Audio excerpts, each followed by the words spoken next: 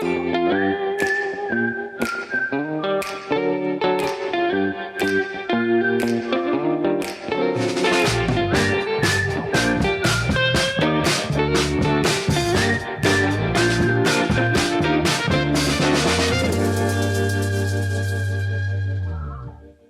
hello, hello. Welcome back to the Schmozone podcast. This is episode number 71. I'm Dave Schmulenson, a.k.a. The Schmo. My co-host is Helen Yee with Helen Yee Sports. And today's guest is UFC welterweight. He's 15-2 inside the cage, D-Rod Daniel Rodriguez. Thanks for joining us today. Yeah, thanks for having me, man. Of course, man. I start off just by saying this before we went on. I feel like you are extremely underrated in the UFC right now. You're a complete killer. You go out there, you're a fan favorite, you strike. All of your fights are exciting, and I'm glad to have you on the show today. Yeah, man, I appreciate you having me. Now, we were at your last fight. Congratulations. But first off, I want to know, are you full-time here in Las Vegas now, or what's that situation been like? Yeah, I just moved out here about, cool. It's been about a month and a half now. I remember I came out here for my last fight camp with the Cowboy. I was traveling around with him, and he was out here, and you know, we trained at Syndicate at PI, and you know, I just figured like, man, it's really great for me out here. You know, it's kind of like leveling up. I feel like I could really take my game to a whole other level. So decided to move out here. You know, I'm still back and forth from here to LA. You know, but for the most part, I'm staying out here full time. And you mentioned Donald Cowboy Cerrone. How long have you been friends with him and training partners with him and going out to his ranch in New Mexico? I first started going out to his ranch in 2019. At the time, he was training with Joe Schilling, and you know, I'm like one of Joe's you know, main students over at the yard, and he invited me over to come train and stuff like that. And you know, went over there, had a great time, had a great camp. You know, made good friends with Cowboy, even, you know, and even till this day, you know, we're just, like, every time he has a fight camp, you know, I just want to be there and be a part of it, you know, and be a part of fight camp, you know.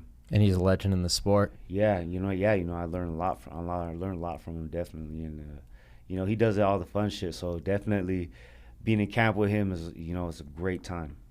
Well, speaking of fun shit, we might as well just get this out of the way. Today's episode 71, is brought to you by Sheath Underwear, the most comfortable underwear ever. And one of the first athletes I saw sporting Sheath Underwear was Cowboy Cerrone at the ranch. And what's so great about the product, they got the dual pouch protection. It's like once you wear that pair of underwear, it's so comfortable. Yeah. You never want to get a different type of pair. Like it's you got to adjust to having that support for your balls because they got the pouch. But yeah, it's got little pockets, you know. But I remember when I first wore it, I was like, oh hell, it feels good. It feels freaking great. And Robert Patton, who started Iraq War veteran, he's a big fan of yours. So actually, we got the camo style for you. This is a gift from him.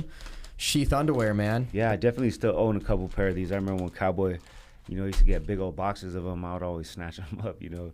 So I got a couple of these, so thank you. You know, I'm definitely going to use them. Of course, man. Use the promo code SCHMO. Get 20% off at checkout, sheathunderwear.com.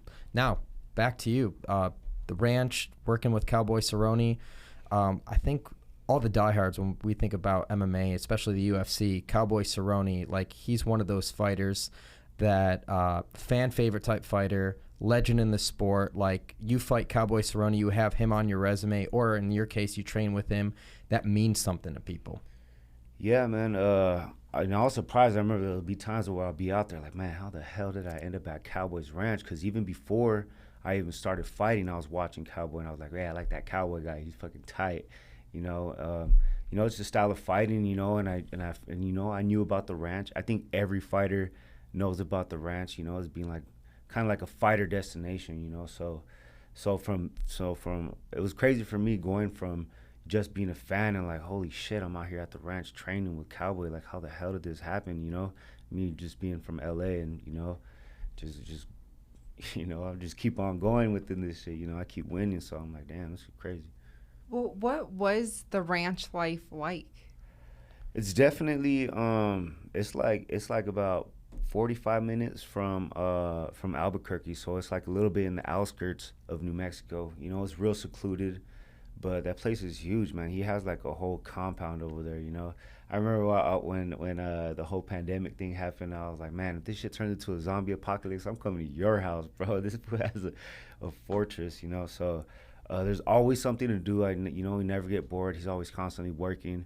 We're always working out. Everything's there, you know, and it's a real solid place to go out there and like really focus. I remember when I first met you, I was preparing for the Smash Global fight, and I was already out there. You know, I was getting ready for the fight out there, and you know, it just I'll still go back. You know, we're good friends, and every time he has a fight camp, I'm out there, man. Yeah, let's go back to that. When we first met, Smash Global, I think it was December of 2019. Steve Orozco, he puts that on that charity event. It was the first time I was ever in the cage as a commentator, that Bruce Buffer role. A lot of fun. You were there. I think Gregory Rodriguez. I remember Daniel Rodriguez, Gregory Rodriguez. You guys both won in your respective weight divisions, and I think he's done Contender Series. You've done Contender Series. He's fought in the UFC. And you, man, you've had a lot of success now in the UFC. That was the last fight before you got called up to the Rio Rancho card for your UFC debut. You got Tim Means on short notice, Dirty Birds. That guy's been in this sport. He's fought the who's who, 20-plus professional fights, 25-plus maybe, and you got the victory. Yeah, I remember. I remember that fight, my debut. I was getting ready for a fight right after that Smash Global fight, which I won the championship there, and I was getting ready for the Lights Out, the Sean Merriman's promotion, getting ready for his title fight, and you know, I got the call on 2 weeks' notice. I was already at the ranch, so I was like, man, I'm already ready. So, you know, I felt real comfortable going in. I was like, damn, Tim Means, he had like 20 something. He's a vet. He's a veteran, you know. But, you know, I always believe in myself. You know, I always told myself if I'm gonna be the best, you know, I'm gonna keep on winning no matter who it is. So that's why, like, even these past couple fights, I'm like, yeah, I'll fight fucking Nurmagomedov. You know, he's a bad matchup, you know. But at the end of the day, if I'm gonna be a champion one day, then I'm gonna be able to beat this guy somehow, some way, you know. And I felt like that with every one of my opponents. But before Smash Global, you were on Dana White's Contender Series, and you won in your fight. So were you kind of surprised that they didn't sign you, and then you had a win in Smash Global, and then you got the call? Yeah, actually, I was the only fighter that didn't get signed that night. Every fighter got signed that day. I had a real tough matchup. The dude was like, I swear, he was like 6'7" or something like that. Like just some huge ass dude. I don't know how the hell he made welterweight. And you know, he had real good footwork. So he was like really tall, really you know, really long. You know, I could have went for takedowns more, but that's not my style. You know, like I want to finish the fight, you know, striking. You know, that's my preferred thing. So I didn't get the knockout. You know, I got the win and didn't get signed that day.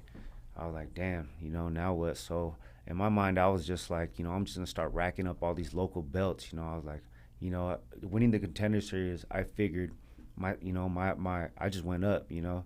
So at the time, I was fighting for Combate Americas before that, and they had offered me a contract, which I would have been making good money, but they didn't like the fact that I went and fought for the Contender Series. So when I went back to them after I didn't get signed, I was like, yo, let's do a contract again. They had lowered my fucking numbers like down. They wanted to pay me half of what they had offered the first time. I was like, what? I just won. Like, you just won on a huge stage. Why is that? I have no idea. Well, they wanted to keep me signed, you know, so they wanted me for another 5 fights in 2 years, and I just didn't like that deal. So I was like, you know what? I told my manager, I was like, let's just rack up all these local belts and, you know, try to get like, you know, 3, 4, 5 more fights, you know, and, you know, hopefully the UFC will get signed. I'll get signed to the UFC, but you know, it happened anyways. You know, I stepped it up against Tim Means and just killed it, man. You know? I know you're an NBA fan, Lakers guy, so you can kind of relate to this kind of analogy, but it's kind of like when you go and you're a good college basketball player, you could play at any school. If you're good enough, the NBA is going to find you. Same thing for fighting. If you're racking up wins, you're good enough, the UFC or the bigger shows, they will find you, and that's kind of what happened in your circumstance. Yeah. Yeah, man. I mean, after that Contender Series fight, even Dana had commented. I just posted it today on my story on Instagram. He, you know, after he was getting interviewed by Laura Sanko, And, you know, he had mentioned me, like, even these guys that don't win, you know, go out and fight, and, you know, they're, you know, it's good opportunities. Good opportunities are on the way, you know, and I felt like I was on Dana's map. I just didn't do enough that fight, you know. Everybody knows the Contender Series. You gotta really wow them. That's the whole point of the show, is they're looking like for the next big superstar, you know. And my fight wasn't really, like, even though I won, it wasn't really too exciting, you know. So, you know, I got my chance, and you know, I was able to show, you know, some of my skills and what I can do in that fight. You know, I knocked him down twice and then submitted him. I remember that, yeah. But your pro debut was 2015, right? Yeah. And you're born in 86, so you're in your mid-30s now. Your story's crazy. I mean, we'll touch on that too. I definitely want to get into that. But, like, you had a late start in a way professionally in MMA, and I feel like what you're doing now is you're making up for lost time. Like, do you see it that way? Yeah, man, that's how I feel. You could bring this closer to you too. So these you know, most of the fighters in the UFC have been doing this, you know, twice as long as I've been doing it. You know, I've only been doing this 9 years. You know, I first walked into the gym at 25, trained for like 2 years, started fighting amateur at 27, and you know, at 27, yeah, and then like 2 years later I turned pro, and you know, 5 years later after that I'm in the UFC. You know, it's been crazy, you know, but you know, like I said, I am making up over lost time. Like I said, these guys have been doing it twice as long as me, so that's why, like, if you follow me on Instagram, you'll see, like, all I do is work. You know, like, of course I took this week off because, you know, I just fought last week, but for the most part I'm training like 3 times a day every day, you know, and I haven't been doing it as long as these other fighters, you know, but at the same time I feel like I'm not damaged like all these other dudes, you know, that are all been doing it like a vet like Tim Means, you know. He's been in wars, you know. I haven't. For the most part, all my fights have been like pretty one-sided, like just whooping ass, you know. And I just keep going, you know. I just keep learning and just getting better and better in every fight. I see the difference from my first UFC fight versus Tim Means to now. I'm like, wow, what a difference that it's been since then. And even the firefight too with Mike Perry, who's also great on his feet. You know, someone that we like to interview a lot too. Just your performance against him too. What you just said, we've watched you progress in such a short amount of time, just in your UFC career alone. It's pretty remarkable, and I think it's pretty inspiring to people that have come into the sport late and think that, hey, you know, I don't have much time, or what am I going to do? I haven't gotten a call up yet. I think you're a testament of what hard work and staying the course and believing in yourself really brings. Yeah, I think that's honestly been the kind of where I'm getting at. Like, man, I am a little bit older, and I'm, you know, for the most part I'm smart. Like, I'm gonna start slowing down at some point, you know, because you know, like I'm showing progress, you know, because I'm starting to work with like higher level athletes. Like, I'm here in Vegas now. Everybody knows that the gyms out here, like Syndicate, I train at Syndicate, there's like guys in and out all the time, especially in the UFC.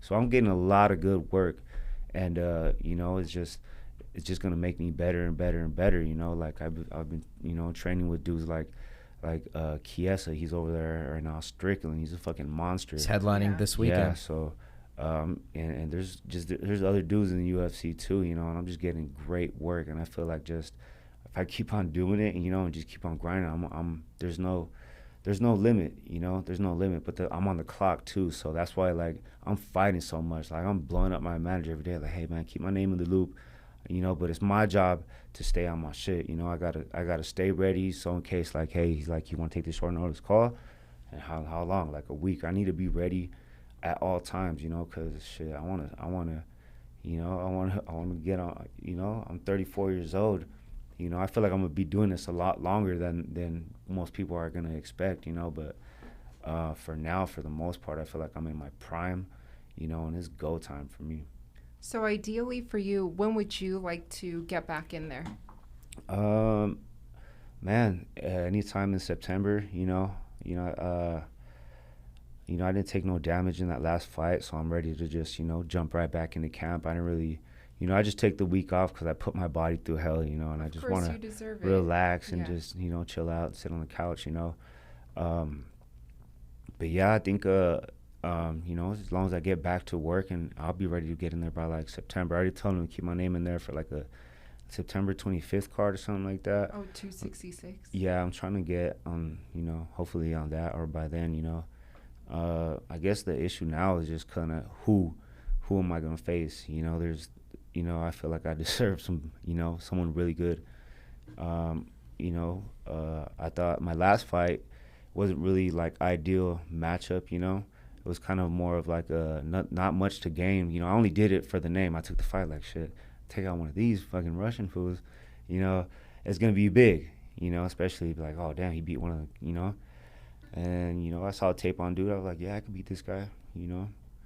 I'm you know, I'm so good at striking. You know, I don't want to sound all super cocky, but I feel like lately I've been able to like kind of lay off focusing on that so much since it's there and just getting on my wrestling shit and like jiu-jitsu and stuff. So working a lot of that at Syndicate and, you know, just like fights like that Nagamanov, you know, I did a lot of grappling in that training camp, you know, so it worked out for me. You know, I'm just getting better and better at certain things. So the more challenging like the opponents I get, the more I'm gonna, you know, it's gonna make me better. You know, so that's why I'm not, you know, I'm taking all fights whenever, you know. Yeah, I think you're in that position now where you're budding for that top between 10 and 15 ranking names. You need a name right there to elevate you to that next level, and I think you're in a position now where you've fought a lot of big names, and they can't deny you getting something to put you in a position to take that next leap. Yeah, man, I feel like that was the case with Perry. I was like, man, I felt like Perry was a big name. I remember I was like, I have to fight this fool. I had tore my my pec. I tore my pec like a month before the fight, or like maybe like 5 weeks before the fight and something like that. So that's when I really started, you know, utilizing all the, you know, stuff at UFC PI, like the therapy and stuff like that. Man, they do a great job. So I was like, that's what really encouraged me to come move out here. I'm like, dude, they could fix it. Something happens, I could go get fixed right away, you know? Yeah. I think fighters are slowly realizing that. That's why a lot more are coming here, but that's such an amazing resource that most guys don't take advantage of. I feel like still it's coming out now, but I mean, still. I remember I would come out to fight and just quarantine in the hotel and be like, hey, you want to go Apex? Like, nah, I'll just work out in the little room right there, you know, the room that they give us at the hotel. And it wasn't until I came out with Cowboy when he was like, dude, let's go to PI. I was like, all right, let's go. You know, I was like, damn, you could do all this shit. And, you know, so now every fight week I'm like having the best weight cut possible. Because, you know, over at PI, you know, they have everything you need. You know, the food, you know, the massage therapy, strength and conditioning, all the recovery stuff. It's just perfect. So with Chiesa, he's getting ready for his fight against Vicente Luque at the next pay-per-view fight. Great fight. Was he like were you one of his main training partners? He's one of your main training partners over at Syndicate? Like, because I know he probably travels back and forth between here and Washington. Yeah, he's definitely one of the guys. You know, like I said, there's so many fighters to work with. There's like, he's in rotation. So it's like this big old rotation. I get, you know, around with everybody every time we practice. But that fucking guy is a solid grappler. Like, he's probably one of the most, you know, I'm not gonna lie, I can't get that guy off of me. When he jumps on top of me, he's fucking really, really hard to fucking get off you. So definitely he's on the next level with that. One, the ultimate fighter. His grappling's amazing. How's the temper of Sean Strickland? Oh man, that guy's a character, man. He's you know, he's cool. I see his style. You know, he just wants to like get that work. You know, and he definitely goes hard. You know, we have some very interesting sparring rounds, but you know, it's all respect. You know, he's solid. I think he's, you know, he's a fucking solid-ass fighter. I can't wait to see his fight.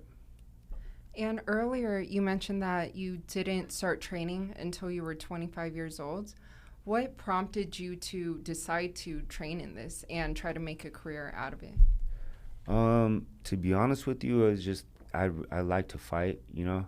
I remember I just became a fan. I remember this one time I had got out of jail, and my cousin was like, hey, you know, come watch this fight. I'm like, what, who's fighting? You know, because before that, I grew up as a boxing fan, just boxing, you know, that was like all my family was about, all our family functions, like somebody's fighting, you know, like De La Hoya's fighting or Tyson's fighting or, you know, Pacquiao's fighting or Mayweather, whatever. So that's like tradition for me, you know. And I remember watching UFC like years before that, but back in his like barbaric days, you know, and it wasn't really, you know, like Tank Abbott, you know, and like when Tito was barely coming out.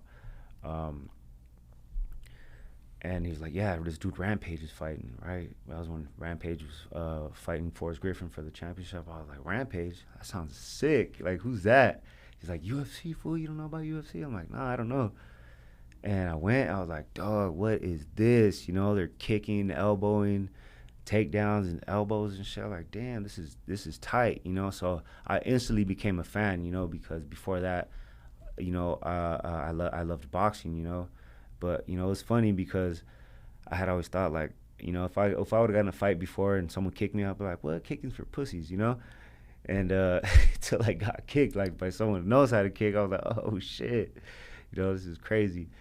But, yeah, I just became a fan. And I remember I was working construction at the time, and I used to pass by this gym called Tap Out in downtown L.A., so I used to pass by it every day after work. I'm like, man, I want to do that shit, you know, because I was just going to LA Fitness, just lifting weights, and but before that, like I had like always like worked out, you know, just from being out of jail so much, you know, you know, I kind of got programmed into working out every day. You know, I remember even when I had like even been to a military style boot camp where they make you work out, you know, so you know, I was just programmed to work out. And I'd pass by it, and, you know, and I'd go home. And I'd be like, man, this is a gym I really want to go to. I feel like I could do this shit. Like, I know I could do it. And I remember the girl I was with at the time, she had got me a membership as a gift for our anniversary, you know, and I went in, and I had this, you know, super aggressive brawler style. You know, that's all I knew how to do is just fight. You know, like, you know, I grew up in the projects and shit, you know, and like the ghetto and shit. So I got in a lot of shit, but I definitely wasn't scared, you know, and the coaches loved it. You know, they saw my first coach, Kathy Long. She was like, man, you're wild, you know, like, but you got it in you. You got something in you, you know. So the coaches just, you know, really loved me. And then little by little or day by day, I just fell in love with it. And, you know, I never stopped going, you know, and ever since then, you know, that's all my life has been about. But what was the turning point? So you've been in and out of prison, but what was the turning point for you to turn your life around and stay disciplined and stay this course of being a professional fighter? Having kids, you know, definitely. It was, didn't really change till like, you know, 22, 23, you know, but like before that, like from like 14 to like, you know, like almost, I'm gonna say like 24 or 23, I was just constantly in and out, you know, grew up in LA in the hood and shit, you know, you got a lot of, you know, there's a lot of gang shit going on. So, you know, I used to get in like a lot of fights in high school, in and out of juvenile hall, you know, just doing graffiti and shit, just doing all crazy shit, you know, partying and stuff, and, you know, just getting in trouble, thinking it was cool to get locked up, you know, and, you know, but in the process, you know, I got in a lot of fights, and I got in a lot of, you know, really tough situations, you know, and survived all kinds of crazy shit. So, you know, so when I started fighting, you know, I guess it was just, I had that crazy style, you know, and, you know, over the years, I just kind of polished it down, you know. When I look at my amateur fights, I'm like, wow, that's crazy. That, like, from then until now, it's just really, you know, it's really dope to see how much I've grown. It's just fucking amazing to me to think about being in that, like, was it like a dining hall where we were fighting for Smash Global? You were fighting for Smash Global? We were like eating dinner, and like, the people, fights were dude, going on. That show was awesome. It was amazing. Yeah. I remember before I even fought there, I used to work building the cage. So I remember I did it one time, and I was like, dude, this reminds me of like some crazy Van Damme movie where like you just fight in front of a bunch of rich people. You know, it was dope. I can't wait till there's another show. I told him, I was like, dude, I want to go. Yeah. There were supposed to be one actually in August, but it ended up not happening. Steve texted me, and I would have done that. It was actually going to be right around the Jake Paul Tyron Woodley boxing fight. Oh, dope. So I would have probably done both. I would have tried to do both. Yeah, that Smash Glow was like super nice. It's good. Yeah, I'm definitely going. And being a boxing fan, what do you make of the state of boxing and like what David just brought up, kind of the Paul brothers, and now Jake's about to box Tyron Woodley? Yeah, I mean, it's definitely blowing up. I feel like it's taking away from boxing, like actual boxing and real boxers, and you know, these guys are making a ton of money doing it, you know, and it's all like, you know, it's kind of making fun of the sport in a way, you know, but it's entertainment, you know. It's entertainment, you know, it makes a ton of money. Tyron Woodley's about to get his, you know, fat check, you know. Hopefully he don't get his ass whipped though, you know. It's gonna end up blowing up. I feel like, you know, if Jake Paul beats Tyron Woodley and, you know, he continues to grow, he's gonna end up fighting like Canelo or something, you know, or something crazy like that. That's what he's going for. But from you having the boxing background, like, why do you think they're just targeting these MMA fighters? Or what do you think makes the MMA fighters so vulnerable? Do you just think with their tendencies, they put their hands down because they're thinking about a takedown, or just natural? I mean, you come from both sides. What do you think is the disadvantage for these MMA fighters when they step in a boxing ring?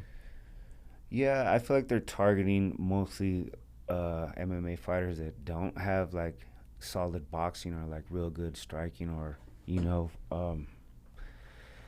I feel like they're kind of targeting the easier opponents. Of course, you know, they don't want to fight someone like I think like Anderson Silva would be a dope one against the older one. They're talking about that. Yeah, I think that's gonna happen. That would be a good fight. I think Anderson Silva will whoop his ass, you know, and you know, of course they're not going for dudes in their prime. You know, Woodley's like kind of not really in his prime anymore, you know, but at the same time, you know, he's got champion experience, you know. He's a real fighter, you know. And you know, I'd love to get in there, you know. I'd definitely be a fucking great fight for him. I don't think they would take you though, because of but it's like, and plus like the popular fighters too, yes. You know? It's crazy though. Woodley has not like won a round in years, because ever since Usman, you know, dominated him in that championship fight, you seen a different side of Tyron, like with the rap game and everything. The dog isn't there. I just hope we could see the dog in him back in there. And if he's really hungry and motivated, and we can get a glimpse of the champion Tyron Woodley, one of the greatest welterweights of all time.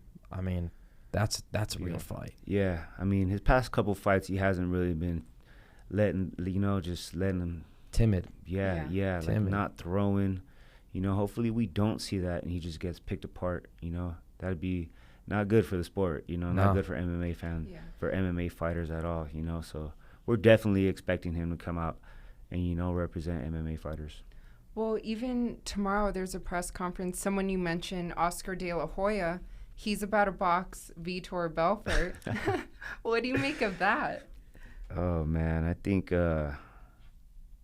that's crazy, you know. Just recently, like, too, it's funny. I mean, De La Hoya has been trying to get it back in the ring with anybody, you know. I think that's just an interest. Like, wow, Vitor Belfort, that's crazy. He's the consolation prize because he wanted GSP, but the UFC blocked it because when GSP retired, he was still under contract. He still had fights left in his deal. So, you know, the UFC can block who they want under that contract. So, yeah, he's Vitor Belfort. I think he's trying to replicate what Anderson Silva just did against the boxer, you know. Yeah. But this I think Vitor Belfort is going to do great. You know, but Oscar, man, I mean, it's not the same Oscar De La Hoya, but he had some real skills. Yeah, he did. He's actually one of my favorite boxers of all time. You know, definitely grew up watching his fights. So you think Vitor's going to beat Oscar? What do you think in that fight? Man, you know, I feel like maybe Vitor's been taking care of himself better throughout the years than De La Hoya has. That's true. You know, and I feel like that's going to show. Now, looking at your weight division, 170, what do you make of, I think they're, targeting Colby, Covington, Kamaru, Usman, that rematch? Is that the fight to make for the championship belt right now? Well, isn't that the last fight that Colby Covington has had? And then he beat Woodley. Oh, he beat Woodley. Last fight. Oh, okay. Well, you know, he's, number 1, number 2, number 3 right now? I think they have him at 1. Yeah. Yeah, I mean, he's definitely up there in the rankings. He deserves a title shot. You know, he's number one. At the same time, he hasn't been really active. You know, but you know who really deserves it right now? You know who's really, you know, Gilbert Burns looked great his last fight. You know, Covington. You know, yeah, he's a good matchup. And then Leon Edwards is there too. I mean, but that's crazy because if it was Pride rules, you know, and it was just a continuous clock, like Nate Diaz, if there's just unlimited rounds, unlimited time, Nate Diaz is going to be in there because his cardio is just on a different level, and he really rocked him in the 5th round. Yeah, in that fight. He does. He does. I think that he knows that that's his style. You know, he's got them later lungs. You know, them later fucking. I don't know what the guy does. I need to do what he does. I think Triathlon stuff. Triathlon stuff. Yeah. Man, that's Swimming. what I need to start doing. Do you swim? Not that much, man. We do a lot of swimming at the ranch, actually. You know, and it's crazy. I actually learned how to swim pretty good out there. So Helen is training for the 2024 Olympics for the 50 freestyle. Olympic trials. For the Olympic trials. Dope. That's awesome. And her friend's competing right now in the Olympics for Poland. This Friday. Her name's Kasha. But like we talk about this a lot because like Paul Felder, I was just messaging him today. He's gone big into triathlons, and she's done some swimming with some of the female fighters like Cynthia Calvillo and Lauren Murphy. Yeah. But I just feel like swimming, even just because I've done some triathlons too, it just takes your cardio to a completely different level because it's a different type of tired. It's a much different type of tired. Obviously, I can't speak for the type of tired, what it's like getting kicked and punched in the face and your obliques and liver shots and everything. That's different, but I think swimming is a lot different than running or biking or anything just from overall exhaustion from any other physical activity. Yeah, you're definitely burning a ton of calories, you know. There's a lot of elements to it, you know, like just like everything else, you know, like especially the breathing. You know, before I was struggling, once I figured out how to breathe and how to like come up for like air the right way, and you know, it really helped us having Cowboy has a swim coach. So I learned a lot of cool details right there. I know, like what David mentioned earlier, you're a big basketball fan. Yeah. Right? So have you been following along, like, the Olympic basketball? I haven't very much, you know. I've been watching a lot of Olympic skateboarding. I didn't even know skateboarding. They got skateboarding? Olympic street skating. Wait, didn't, like, a teenager win that? Yeah. Yeah, that's what I saw. Yeah, I was like tripping out, like, what? That's crazy. You know, they should have Olympic jiu-jitsu. Yeah, that would be sick. When's MMA going to be an Olympic sport? Do you think it should be? I think so. You know, there's boxing. They have boxing, wrestling. Judo. Yeah. I just think that there's like a quota of X amount of sports. You're going to have to take something out to put something in. And I think what you just said, jiu-jitsu's got a better chance before MMA just because of, you know, the blood, the cuts, and everything like that. And if you're the UFC, you know, you have the cream of the crop of the talent. You're going to be taking away a lot of your fighters for the Olympic sport, and there's no off-season in MMA like most other sports. So it would actually kind of diminish the UFC product, I feel like. Even though they would even allow pros, you know. Maybe they just do amateurs. Like boxing. Yeah. That's another good point. Really good point. No, but you're not missing out by USA Basketball. I think they just lost their opening game against France. And man. LeBron's not playing in it. And like they got KD and they got like Devin Booker and Chris Middleton, so guys who just came out the finals. But like you don't have the cream of the crop USA Basketball players, and these guys aren't around each other for long enough periods of time like some of these other countries, so they have lack of chemistry. They have to figure it out on the fly, and it's just different, man. Yeah, it's a different NBA. I know you're a big Kobe guy. It's a different NBA than I'm a huge basketball fan. I grew up playing basketball, but like me too, bro. It's just not the same sport, I feel like, now. Yeah, you know, there's definitely like, you know, whole new players. It's a whole new league, you know. You know, refs run the game, you know. Dude, yeah, it's just I'm like, what? That was ain't no foul. And a lot of super teams. Yeah, like super teams. Super teams. Yeah, I remember, man, like all these super teams going on. I remember that when they were hating on Chris Paul coming to the Lakers with Kobe. I remember all the owners got together and you know, boycotted it, man. That was messed up because the commissioner, was it David Stern at the time? He was like the acting owner of the Hornets, or which are now the Pelicans at the time, and so he vetoed the trade. The commissioner did because they were in the middle of like a sale for the team. But Chris Paul should have been a Laker. They always say that. Yeah, it's nuts. No, but so a couple weeks ago, we were doing the Big Three, and I interviewed Dr. J and the Iceman George Gervin, and I was doing my Schmo spiel about how today's NBA, they play no defense. And then we were talking, it's probably off camera, and it convinced me. It's like, okay, no, they're playing defense. They're just not consistently playing defense. And the way the rules have changed with the referees calling fouls and not being able to body check and stuff, that's why the scores are lit up, and they're driving for offense. Just like in the NFL, they want teams to score as many points as possible. They want offense to dominate rather than defense, and obviously we've been seeing that in the NBA right now. Yeah. Different shit for sure. Well, Milwaukee won, though. Yeah, it was good to see a small market team. Yeah, that's their second in history? I think so. Yeah, also, I didn't even know they had one when I was like, damn, they won two. That's great. But Kareem, I think they won it when Kareem Abdul-Jabbar before he became a Laker. I think. Nice. I could be wrong. I think that's right, though. But yeah, they got an amazing squad though. What's that guy named? The Greek Freak? Giannis Antetokounmpo. Yeah, I can't pronounce his name. Yeah, it's a hard one. Yeah, it's like Khabib Nurmagomedov. Just hearing that shit for the first time. Yeah, but what's good too is they didn't build a super team. Like Drew Holiday, he's the point guard. He came in from free agency, but like Chris Middleton, like guys like Devin. The kid from Villanova, Devin Chesno or whatever, he was injured, but like they have guys that they drafted that won on that squad, which is cool. Yeah. They didn't have to deal with that shit, which I thought was nice. Let's talk more welterweight division, though. I mean, so obviously I think it's going to be Colby Covington, Usman, and I think it would be in MSG November as long as the pandemic and shutdown stuff doesn't happen. You got Leon Edwards, you got Nate Diaz. Chiesa is fighting Vicente Luque. If Chiesa beats Vicente, do you think that warrants enough for a title shot, or do you think he's got one or two more fights away? Man, I think he's up there. He's number 5 right now? Number 5. Number 5. You know, that's a solid win against Luque, you know. I'm a fan of both guys. You know, I think it's going to be an amazing fight. Luque is fucking good too, you know. That would be a good matchup for me, actually. I was thinking that. You know, that would be a great matchup. I could definitely see that happening in the future, you know. And, that's what I'm saying. Like, I'm ready for these kind of fights, you know. I'm ready to, really test myself, you know. I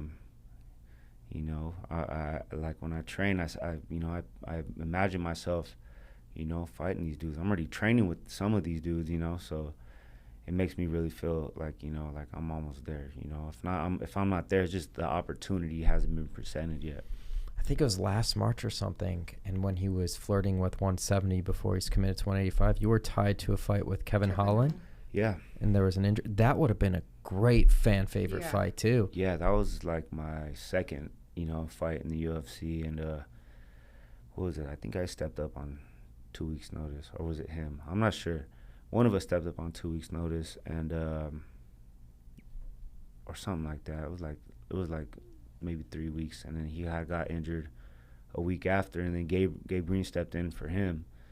So that would have been a great fight. Actually we had we'd be back and forth, on Instagram and in the DMs and stuff. I remember when he had offered to fight Cowboy, at 170. I was like, wait, you're supposed to fight me at 170, homie, But I don't think he can make weight is the thing. I think that's maybe why he, I don't think he got injured. Maybe he just can't make weight. 70 would probably be hard for him, Well, I don't know. He's a skinny guy, but that'd be a fun fight. What about, speaking of fun fights, we haven't seen him in a while. He had a lot of hype. This is one of the guys that has a huge hype around him, Khamzat Chimaev. Yeah, who's he fighting? He's fighting Li Qingliang. Li Qingliang, yeah. And that's like Li's in the top 15 too, I believe. Yeah. So someone like that type of fight propels you right into the rankings. Yeah. That's definitely a good fight, Both of them are really good fighters, Jeff Neal, too. Hands of Steel. That's you stylistically, you two would match up really well too. Yeah, I mean, and like to be honest with you, I'll fight anybody. Like ideally, I'll fight anybody above me in rankings. For sure. A lot of people have mentioned me, and I don't know how to pronounce his name, the Argentinian dude. Santiago. Santiago Ponzinibbio. That's a great fight too. Is, that'd be a good one too. I could see that. I could see that one. Yeah, now we're putting it out in the universe. Yeah, that'd be a great fight. It's definitely gonna, make me level up in a lot of ways. Step my game up in training, and that's what I want. These fights that are gonna light a fire up my ass, and just get me like, let's go. That's why I'm not really interested in fighting dudes under the rankings unless they got like a big name, or like, my main goal is just to keep climbing in the rankings and eventually, fucking if this story is like fucking happily ever after, I'm gonna fight for the championship and win, and shit, there's there's everybody got their story, why not me? Why can't I be that fucking like that rare ass fucking movie story, that we all dream of, And speaking of movies, I think we were talking about this before we started the podcast. You've been documenting all of your fight footage, kind of behind the scenes and stuff like that throughout your journey, and you have everything on a hard drive, but you don't know what to do with it yet. Yeah. And I think that it's a great problem to have because there's freaking options. Yeah, man. There's a lot of good stuff in there. We're just stuck on how long we're gonna continue to film before, we put it out there. I feel like I keep telling my guy, like, dude, now, like, let's do it now, and then it'll add more popularity and to give people more in-depth look of where I come from. We've been filming for the past 4 years from when I was on the local circuit, and just a lot of stuff outside of it, a lot of behind the scenes footage of just some lifestyle shit. I think I've got a couple like just stuff that I do on the regular, like chill with my kids, a bunch of training stuff, like getting tattoos and shit, and just a whole bunch of stuff that like just kind of really just gives like an in-depth, like me like doing interviews and talking about a little bit like a lot of the stuff that like I said, I used to get locked up a lot. And actually the story of the guy that started filming me, he approached me and he's like, hey man, I was like, I heard a lot about you. He heard about me through street fights. Like, man, this fool, like, from before I even started fighting, like, and he's like, man, like, that was you, like, the dude that all these people are talking about, this crazy ass dude that's like knocking dudes out. And he's like, man, I want us to like start filming and like putting out content, for the Instagram, and like both of us as we're on the rise. Like, he's a rising, videographer and photographer and stuff like that. So I was a rising fighter, and we're both from the same area. We just started filming a bunch of stuff, and I brought him along for a lot of stuff. Like that last fight with Mike Perry, I actually put him in my corner because as we continue to film, I'm like, wow, we're really starting to build something here. Like this, so I wanted to get like a whole behind the scenes footage, of shit that people don't even see, And I'm sure it can also inspire people that may not take that traditional route to get to be somewhere successful. And like yourself, like you mentioned, it's not like you started training when you're 5 or 10 years old. Like you started at 25, an unconventional path, weren't signed on Dana White's Contender Series, and then look at you like finding all this success now and where you are today. Yeah, I feel like that's what's really the message gonna show, and that like, I want to make it a documentary, and I have plans to like I really wanted to show, coming up from the bottom and the struggle, and like I'm the prime example of someone that completely changed their life, and made something out of nothing, like, well, I had been in a lot of fights, but like everybody gets in street fights once in a while, but I just did it a lot, and I just turned that into what it is today. That's why a lot of people say I'm so calm in there. I look like, like my last fight is like, man, D-Raw looks cooler than a cucumber. you know, but that's just because I'm comfortable. I feel like, you know, I've been through worse shit, you know, so I don't get nervous or like panic or, you know, I feel like, shoot, this is a one-on-one fight, you know, this is fair and square. And, you know, like if I get knocked out, I'm not gonna get stabbed or nothing, you know, so, you know, I ain't got to worry about shit like that anymore. And that's what, like, you know, I feel like I'm so comfortable in there. It's nice to get paid for punching people in the face too, right? It is, man. I used to do it for free, you know. Is that when you first found out, like, man, I'm pretty good at this? Yeah, I mean, with every fight, you know, and in training, you know, and every fight, you know, I learned something about myself new, whether it's win or lose. You know, one fight I was like, man, I was getting out wrestled. I need to learn how to wrestle. Or like, man, my cardio sucked. I gassed out. Or man, like, you know, this and that happened. Or I got hit in the eye, or something. And you know, it's just, you know, constant work and experience. You know, with the fights and in training. You know. For sure. Any final thoughts you want to leave our audience with? We really appreciate you coming into the Schmozone and giving them behind the scenes of your story. Man, yeah, about that documentary is coming out soon. I'm actually gonna start trying to edit it up. You know, I'm gonna name it Up and Coming. You know, that's you know, that's gonna represent, you know, all the up and comers out there. You know, and actually I'm you know, hopefully that takes off and I get to start like a clothing line. You know, just do some T-shirts, Up and Coming. I'm gonna name that the brand. You know, and I just want it to like kind of represent the documentary of, you know, it's kind of like the shirt I'm wearing right now, kind of like the marathon. It's like something like up and coming is for something like for everybody, you know. There's up and comers. At one point, you guys were up and coming, you know, like, you know, up and coming, you know, interviewers and stuff like that, you know. So it's like it applies to a lot of people, and you know, that's what I wanted just to represent is, you know, coming up and, you know, constantly grinding every day and working towards bettering yourself and towards your goals and stuff. 100%. People just think like you just get there and you turn on the TV one day and that person's arrived there. Everyone has to grind to get to where they need to be. You have to put in the work. There's no shortcuts. And branding in today's day and age with social media and the world we live in, if you're not building a brand, you're wasting your time because you're not going to get ahead if you don't focus on doing that. Yep. I just want to add one quick thing because I'm sure you're going to ask me my final thought. Well, first off, thank you so much. Your story is very inspirational. And I just want to give a quick shout out to Kasha. We mentioned her. She'll be competing on Friday at the Olympics, currently ranked number 7th and going for the gold medal. She's been a huge part of my return into swimming after taking basically 13 years off. So I'm hoping that she gets the gold this weekend. And my final thoughts are just another day to be appreciative of life and everything like that. Living in beautiful Southwest America, Las Vegas, things are good, nothing to complain about. Just get to wake up every day, talk sports, entertain. And episode 71 of the Schmozone podcast. We are out.